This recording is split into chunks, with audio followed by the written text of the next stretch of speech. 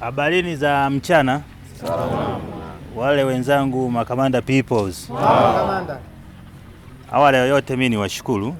Kama ambavyo mnafahamu, leo tulikuwa tunaendelea na utetezi kwenye kesi inayomhusu Yohana Kaunya na wenzake 6. Ilikuwa inakuja kwa ajili ya kuendelea kusikilizwa. Leo tulikuwa tunamalizia mashahidi 3. Mmesikia walichokiongea kwa maana ya utetezi, na shauri letu limefikia mwisho leo kwa maana kwamba tumefunga ushahidi na tumeiachia mahakama sasa ikafanye maamuzi. Maamuzi yamepangwa tarehe 22 mwezi wa 5, ambao ni mwezi huu utatolewa uamuzi ili tuweze kujua hatima ya kesi ya wenzetu ambayo imewakabili hawa watu 6. Kwa upande wa mawakili tumeshamaliza jukumu letu, limebaki jukumu la mahakama. Kwa hiyo tuombeane uzima. Naamini kazi yetu tumeifanya sawia na tuna matumaini kwamba mbegu tulioipanda itaota vizuri tarehe 22 mwezi wa 5 2026 saa 3:30 asubuhi wote tuwe hapa. Sawa ndugu zangu? Sasa kwa sababu tuna viongozi wa mkoa wako hapa, mimi niwashukuru kwa uwepo wako mwenyekiti na timu yako. Kama ambavyo mmekuwa mkitutembelea na kututia moyo hata mnaposhindwa kufika kwa sababu ya ratiba na majukumu yenu. Sisi tunawashukuru sana. Kwenye jambo hili toka tumeanza nalo, toka walipokamatwa wenzetu tarehe 1 na wengine walikamatwa tarehe 30 mwezi wa 10 na wa 11 ndio ilikuwa ukamataji, na baadaye wakaletwa mahakamani tarehe 10 mwezi wa 11 2025. Mpaka leo tumefikia mwisho wa usikilizaji wa kesi hii tarehe 7 mwezi wa 5, ni takriban miezi 6 tukiwa tunashughulikia hili jambo. Kwa hapa tulipofikia ni mwisho. Mimi niwashukuru wadau wote.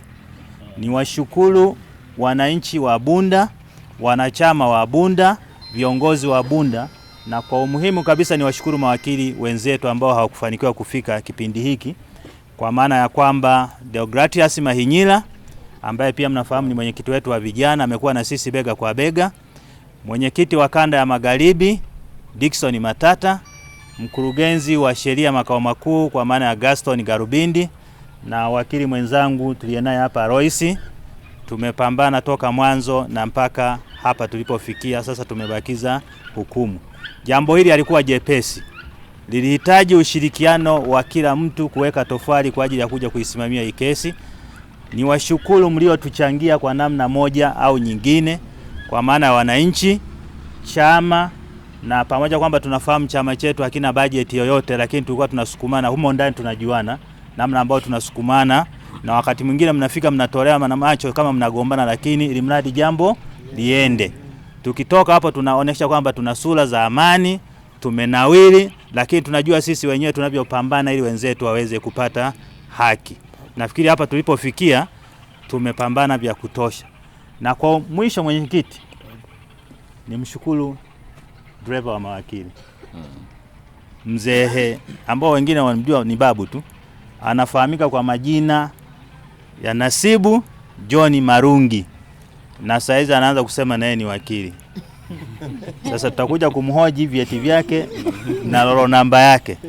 Tumshukuru sana kwa kazi aliyoifanya.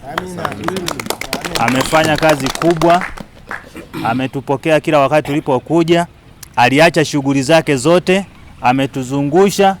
Na mwenyekiti wa vijana mkoa anafahamu, tulikuwa tunampigia hata tukitoka kula tu kwamba tunataka kwenda kula, anakuja. Tunarudi kwenda kwenye nani, tulipofikia anakuja.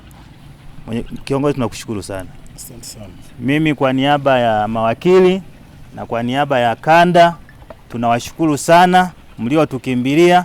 Mwenyekiti, kwa sababu uko hapa na wewe ni kiongozi, kwa maana kwamba mjumbe wa kamati tendaji ya kanda, na unaweza kuongea pia kwa niaba ya kanda yetu na mambo mengine yanayoendelea ya kisiasa, na hawa ndugu zetu ambao wako nje, na baadaye utamkaribisha kiongozi mgeni, maana yake Kaunya sasa sio mwenzetu tena. Akiwa anakuja huko anaomba kibali. Mheshimiwa mwenyekiti, karibu. Asante.